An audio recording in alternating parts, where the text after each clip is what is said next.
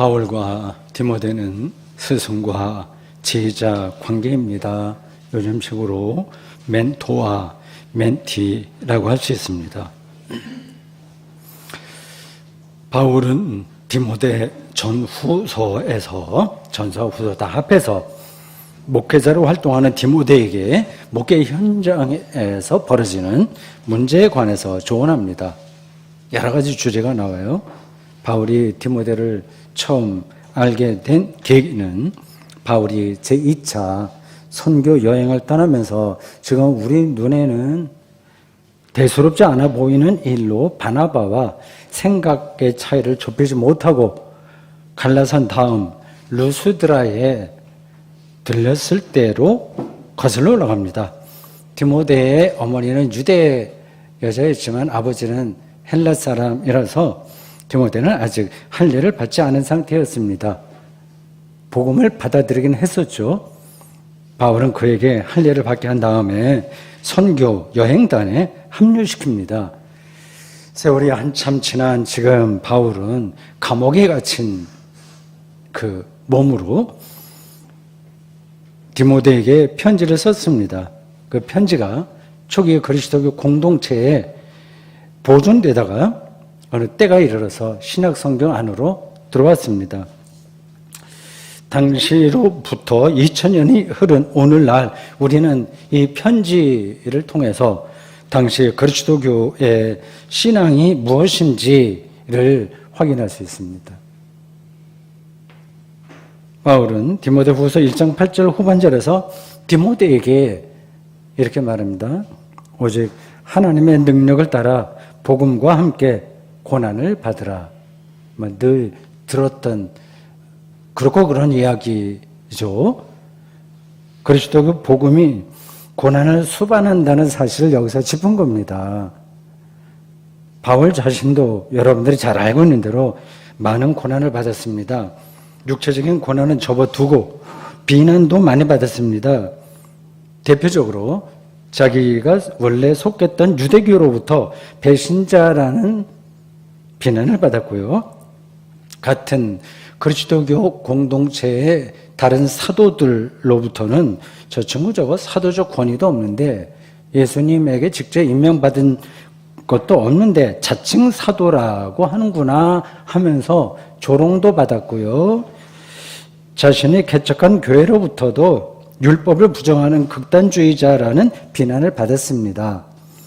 바울만이 아니라 초기 그리스도교 전체는 로마 제국에 의해서 생존 자체가 위태로울 정도로 박해받았습니다. 그리스도교는 이 고난, 대재난, 박해를 토양으로 해서 자라난 종교라고 할 수 있습니다. 위르겐 몰트만은 요즘 제가 강독을 시작한 책인데 절망의 끝에 숨어있는 새로운 시작 Im Ende der Anfang이라는 그 책 67쪽에서 그 이하에서 골고다의 대재난과 기독교의 시작이라는 소제목을 그 소제목을 달고 이 사실을 정확하게 짚었습니다. 이러한 전통은 오늘도 여전합니다. 복음을 종교적 교양이나 이 교양 차원에서 빨리 떠나야 돼요. 그리고 감수성에서만 즉 낭만적으로만 받아들이면 곤란합니다. 나는 하나님의 축복으로 모든 게 잘 돼. 나도 건강하고 오래 살고 자식들도 잘 되고 뭐 부족한 게 없어. 고난이 전혀 없다고 생각하는 그리스도인이 있다면 그는 그리스도교 신앙에 철저하지 못하거나 고난의 실체가 무엇인지를 전혀 모르는 사람입니다. 저는 복음과 고난이 병행하는 그리스도인의 이러한 실존을 가리켜서 영적인 노숙자란 말로 종종 표현했습니다.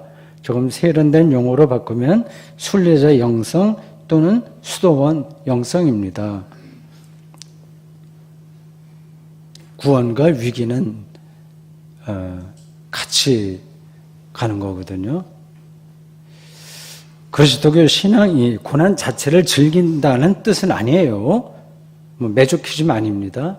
사도 메조키즘도 아니에요. 고난을 위한 고난은 없습니다.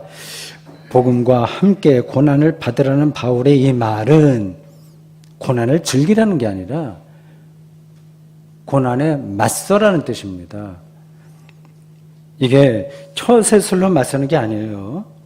빨리 그 처세술에서도 떠나야 됩니다. 안 되면 되게 하라는 심리적인 자기 암시로 그렇게 맞서는 게 아닙니다. 복음의 능력을 실제로 알아야만 우리의 내면에서 성령을 통해서 고난에 맞설 수 있는 능력이 발현합니다. 영적 멘토인 바울은 제자 디모데에게 이 복음의 핵심이 무엇인지를 9절에서 말합니다. 하나님이 우리를 구원하사 거룩하신 소명으로 부르심은 요게 주부예요. 문법적으로 하면 부르심은까지 우리의 행위대로 하심이 아니요 오직 자기의 뜻과 영원 전부터 그리스도 예수 안에서 우리에게 주신 은혜대로 하심이라. 그렇고 그런 말처럼 들려요. 이 문장에서 두 가지 관점이 대립됩니다. 하나는 우리의 행위이고 다른 하나는 하나님의 은혜입니다. 킹 제임스 버전에서 이를 좀 명확하게 확인할 수 있어요. 제가 발음은 정확하지 않지만 그 대목 흠정역이라고도 부르는 그 킹 제임스 버전 한번 읽어보겠습니다. Not according to our works, but according to His own purpose and grace. 학생들이 영어를 처음 배울 때 나오는 용법인 not, but 이게 사용됐습니다.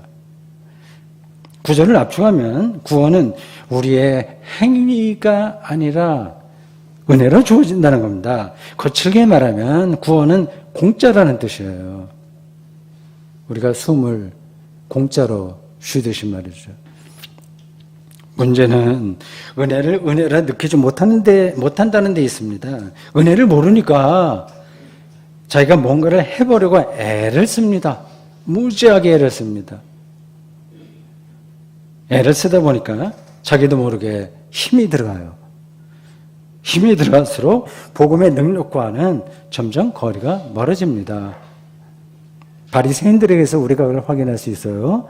수영을 배우겠다는 사람이 물에 자기의 몸을 완전히 맡기지 못하고 물에 빠지지 않으려고 몸에 힘을 주는 경우하고 비슷합니다. 힘이 들어가면 결국 우리의 삶에서 짜증, 분노, 남 탓, 자기의, 위선에 떨어질 수밖에 없습니다. 좀 마음이 약한 사람들은 슬픔, 자포자기, 자기 연민에 떨어집니다. 양쪽 다 복음의 능력으로 사는 사람들의 삶의 행태가 아니거든요. 자기 행위를 따른다고 하는 게 먼저 뭔지, 그리고 그게 우리의 삶에서 어떻게 나타나는지는 제가 길게 설명하지 않겠습니다. 여러분이 이미 잘 압니다. 그보다는 왜 인간이 자기 행위에 그토록 집착하는지를 확인하는 게 더 중요합니다. 쉽게 말하면 왜 그렇게 힘을 주는지 이를 확인하면 됩니다. 왜 그러는지. 어려운 얘기 아니죠. 여러분들이 다 알고 있는 겁니다. 인정 욕구가 겁니다. 인정받으려고 하는 거예요. 아이들은 어른에게 인정받으려고 하고 학생들은 선생에게 인정받으려고 합니다. 다 필요한 거예요. 필요 없는 게 아닙니다. 정치인들은 국민에게 약간 거짓말로 하기도 하지만 또 대통령에게 인정받으려고 합니다. 인정받으려면 그만한 업적을 보여야 되잖아요. 그래서 자기가 그렇게 노력을 했는데 인정받지 못하면 그럼 이제 다른 이들을 공격하고 파괴합니다.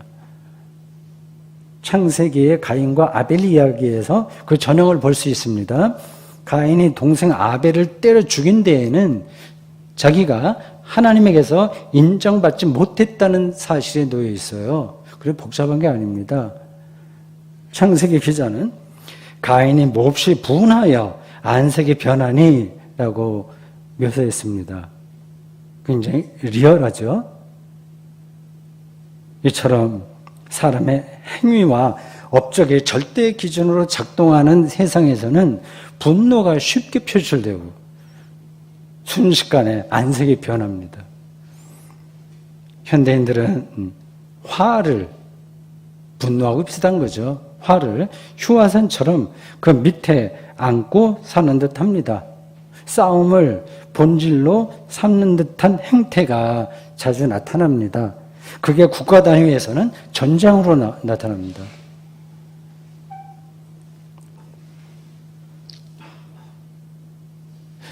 구원이 오늘 바울이 디모데에게 권면하듯이 또 가르쳐 주듯이 우리의 행위에 의하지 않고 은혜에 의해서 주어진다는 말씀에서 이 하나님의 은혜는 곧 좀 부연 설명이 그 안에 있어요. 영원 전부터 그리스도 예수 안에서 우리에게 주어진 것이라고 했습니다. 다시 또 킹 제임스 버전 성경 인용해야 되겠습니다. 우리말로는 영원 전부터 이렇게 돼 있는데 이러면 뭔가 좀 추상적으로 들리죠? 근데 이 킹 제임스 버전 성경은 Before the world began 이렇게 되어 있습니다. 세상, 월드, 세상이 시작하기 전이라고 했어요. 말하자면 빅뱅 이전에 예수 그리스도 안에서 주신 은혜라고 하는 겁니다.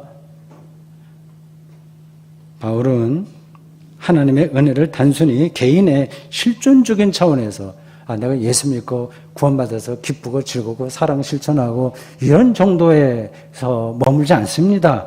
우주의 차원에서 봅니다. 그러니까 그리스도의 복음은 우주론적인 차원인 거예요. 유니버설하고 코스믹한 겁니다. 이게 말이 될까요? 여러분은 이런 말을 들을 때 어떤 생각이 듭니까? 요한복음 1장 1절 태초에 말씀이 계시니라도 마찬가지입니다. 2000년 전에 살았던 지금부터 2000년 전에 살았던 예수께서 어떻게 140억 년 대략 전에 일어난 빅뱅 순간에 존재했다는 말인 거예요.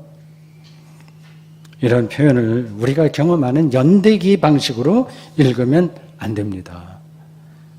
성경은 하나님이 행하시는 생명의 시간을 이야기하는 거예요. 연대기가 아니라 해석된 시간, 전문적인 신학 용어로는 카이로스라고 하는데 의미 있는 시간, 생명의 시간 그런 관점으로 봅니다. 그러니까 시적으로 이거를 읽어야지 그냥 사실보도로 읽으면 이게 도대체 무슨 말인지 우리에게 들어오지 않아요. 예수에게서 생명이 완성되었기에 우주 전체 역사가 예수 그리스도 안에서 완성되었다고 제자들과 초기 그리스도인들과 성서기자들이 선포한 겁니다. 예수 그리스도의 구원 사건은 빅뱅을 포함한 우주 전체와 연결되어 있다는 겁니다. 너무 거리가 멀게 느껴지죠? 정말 아득한 시간입니다. 그 모든 일을 하나님이 행하셨기에 은혜이고 그 은혜는 빅뱅 이전 시간부터 주어진 것이기에 시온적 깊이에서 벌어진 겁니다. 약간 여담인데 여러분들이 하나님을 생각할 때는 빅뱅을 꼭 생각하셔야 됩니다. 그리고 이 우주가 언제 완전히 해체될지 거기까지 생각이 가 있어야 됩니다. 그리고 여러분 모두가 빅뱅 이전의 시원적 시간과 연결되어 있기에 빅뱅이 있었기에 여러분들이 있는 거 아닙니까? 소중한 존재들이에요. 하나하나가. 그렇습니다. 우리를 포함한 모든 존재하는 것들은 이러한 나무와 책과 이런 것까지 포함해서 모든 것들은 빅뱅, 바로 그 순간에 다 있습니다.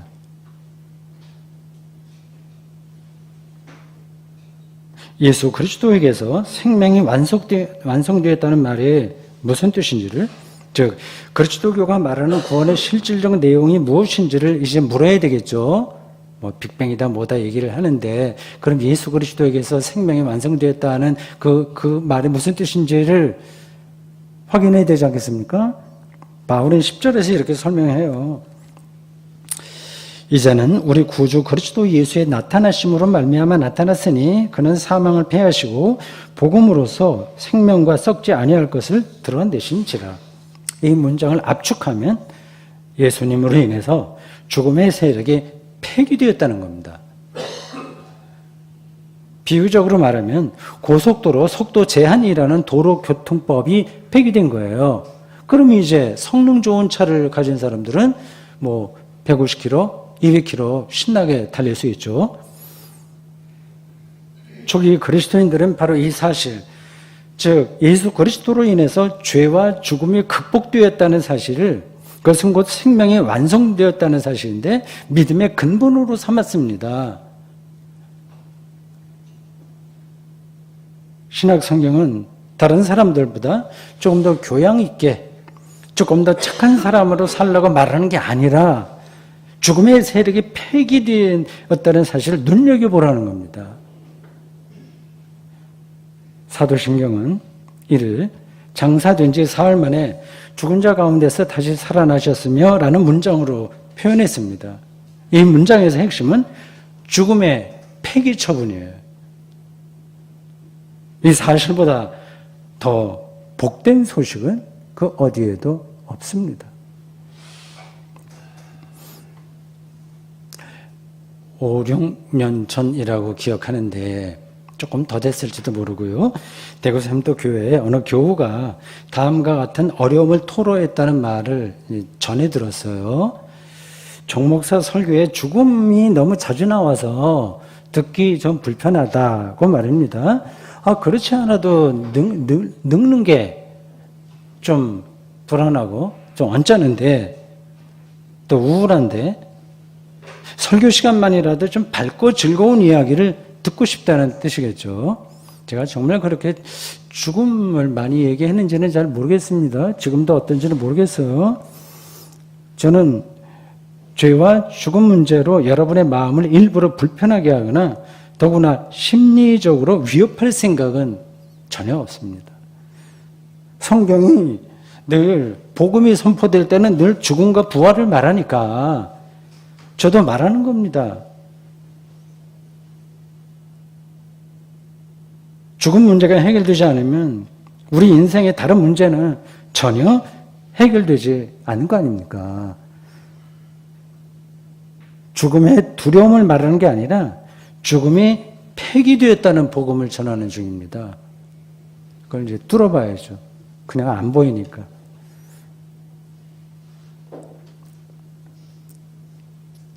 실제로 예수 믿어도 우리가 죽는 건 여전히 분명합니다. 저도 그날이 멀지 않았다고 생각하고 준비합니다. 병도 들고요. 늙고 사업에 실패하기도 하고 죽음과 비슷한 일들이 계속 따라다녀요.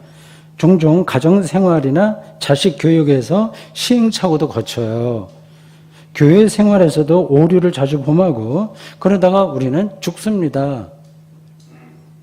우리의 육체는 지구의 원소로 해체됩니다. 누군가 자식이나 우리 지인들이, 좀 젊은 사람들이 우리 이름을 기억하고 우리와 공유했던 삶의 경험을 기억하겠으나 조금 더 세월이 흐르면 아무도 우리를 기억조차 못합니다. 이런 마당에 예수께서 죽음을 폐기했다는 말이 어떻게 가능할까요?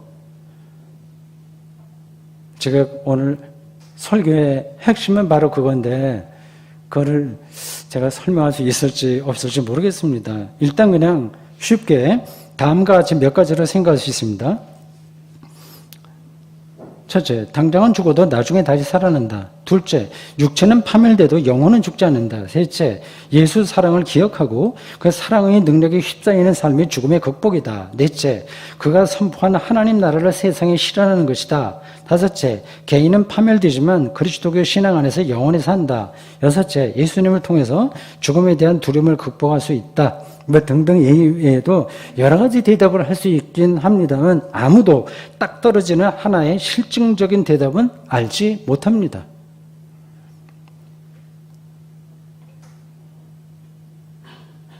그리스도교의 가르침에 근거가 없기 때문이 아니라 그리스도교 가르침이 본래 종말론적이기 때문입니다. 이게 무슨 뜻인지를 알려면 성경이 생명의 본질을 어떻게 보는지 먼저 생각해야 됩니다. 네, 기독교 교리 있잖아요. 도그마 어떤 가르침은 그 하나만 딱 떨어져서 있는 게 아니라 다 유기적으로 연결되어 있어요. 그 전체를 알아야 그 작은 부분도 이해가 되는 겁니다. 여기서 다시 그리스도교 가르침의 초보로 우리는 돌아가는 겁니다. 기초로. 기초가 중요해요.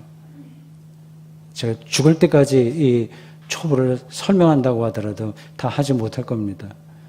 그래서 지금도 신학자들이 계속 그 문제를 붙들고 있어요. 신구약 성경이 생명과 관련해서 가장 중요하게 생각하는 관점은 그 생명이 하나님에게서 왔다는 사실입니다. 하나님만이 창조주라는 뜻입니다. 이 하나님의 창조 능력은 요즘 인간이 자랑하는 자연과학과는 질에서 다릅니다. 과학은 기존에 있는 것을 활용하는 기술입니다. 얼마 전 미국 항공우주국 나사에서 지구 충돌 가능성이 있는 소행성에 우주선을 발사해서 궤도를 조금 비껴가게 하는 실험에 성공했다고 합니다. 대단한 성과죠. 그게 잘하는지 못하는 건지도 저는 확신은 못합니다. 그렇게 하다가 오히려 지구 옆을 지나갈 수 있는 걸 갖다가 지구와 부닥치게 할 수도 있거든요. 인간의 과학이 그렇게 정확한 게 아닙니다. 어쨌든 뭐 그런 과학 성과는 필요합니다. 이러한 아주 위대하다고 볼 수 있는 과학도 창조는 아닙니다. 기존의 것의 재활용이나 성능 향상 정도입니다. 창조는 무로부터의 창조예요. 크리아치오 엑스 니힐로예요. 이런 창조 능력만이 생명을 완성할 수 있습니다. 인간의 과학기술은 우리가 건강하고 풍요롭게 생명을 누리도록 도움을 줄 수 있으나 거꾸로 생명을 파괴하기도 합니다. 다이너마이트가 이렇게 대량 살상 무기가 될 줄을 누가 알았겠어요? 현대과학의 도움으로 이룬 풍요가 기후위기를 불러올 줄 누가 알았겠습니까? 교육 수준이 높아지면 세상이 더 평화로워지리라는 기대는 이미 무너졌습니다. 인공지능을 이용한 자율주행을 비롯하여 인간 노동이 로봇으로 대체되는 미래가 완벽한 세상이 되리라는 생각은 값싼 로망이나 추상입니다. 과학이 필요 없다는 뜻이 아닙니다. 과학이 인간을 구원할 수 있다는 확신이 잘못이라는 뜻입니다. 그럼 확신이 지난 인류 역사를 파멸의 역사로 만들었습니다. 아시리아, 애굽, 바빌론, 로마, 영국, 미국, 중국, 러시아 등의 제국은 나름 당시의 첨단 과학기술과 문명으로 세계를 지배하려고 시도했습니다. 스스로 신이 되려는, 즉 창조자가 되려는 시도입니다. 그럴 때마다 생명을 살리는 게 아니라 파괴했습니다. 이 문제를 여러분의 개인 문제로 바꿔서 생각해 보십시오. 우리는 우리 인생을 완성하려고 지금 전력질주하고 있습니다. 그렇게 열심히 노력해서 사는 거 필요합니다. 근데 어떻습니까? 우리의 능력으로는 우리의 삶이 완성되지 않습니다. 저도 열심히 공부하고 또 목회자로 살고 신학자하고 책 쓰고 번역하고 자기 성찰을 끊임없이 하고 했지만 여전히 허점투성입니다. 완전한 만족, 영적 만족이 불가능합니다. 그게 우리의 엄중한 실존이에요. 그러니까 다른 사람을 부러워하지 마십시오. 여기서 제외된 사람이 없어요. 그래서 성경은 인간을 피조물이다. 그 죄인이라고 규정합니다. 하나님만이 선하신 창조이시기 때문에 생명 완성도 사람이 아니라 하나님을 통해서만 가능합니다. 그래서 오늘 본문이 우리의 행위대로가 아니라 그분의 은혜대로라고 말한 거예요. 여기까지는 여러분들이 다 동의하시겠죠? 근데 그 하나님이 도대체 어디 계시다고 하는 걸까요? 보이지도 않고 만질 수도 없는데 말입니다. 그냥 우리 머리로 그냥 그렇게 그러려니 하고 생각하는 겁니까?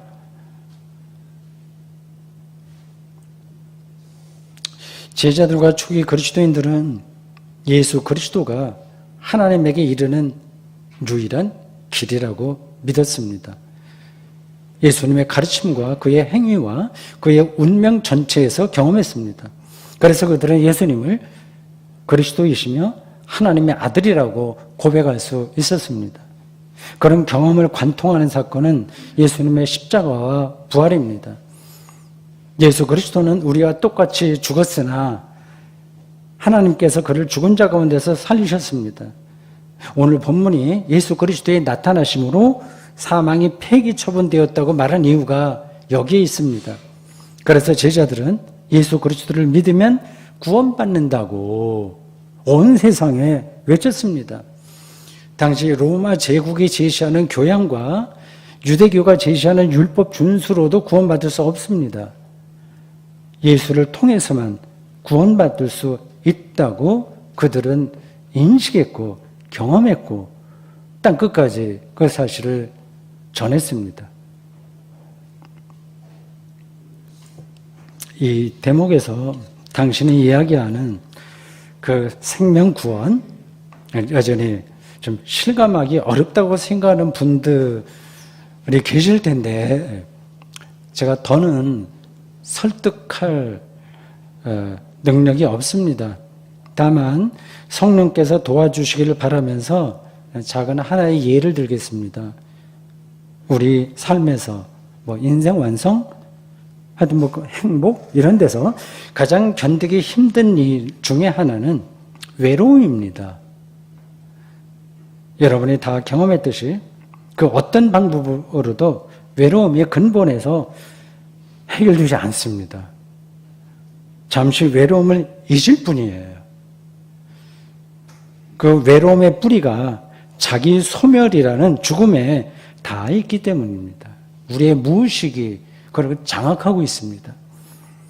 죽는 순간에 우리와 동행할 수 있는 대상은 없어요. 자식도 못하고 배우자도 함께하지 못합니다.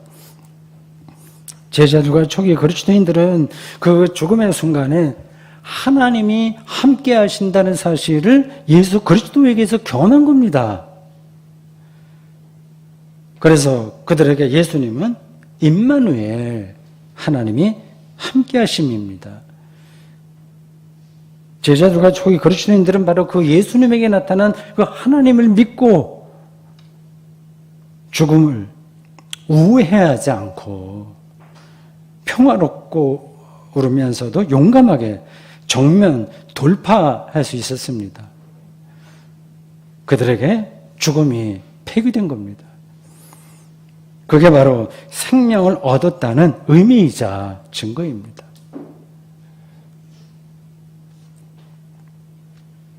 사랑하는 성도 여러분, 젊은 분들도 있고 나이 드신 분들도 계신데 예수 그리스도를 통해서 우리를 구원하신 하나님의 은혜는 너무 놀랍고 신비로워서 세상이 시작하기 전부터, 즉 아득하고 시원적인 깊이에서 주어진 것이라는 오늘 말씀을 잊지 마십시오.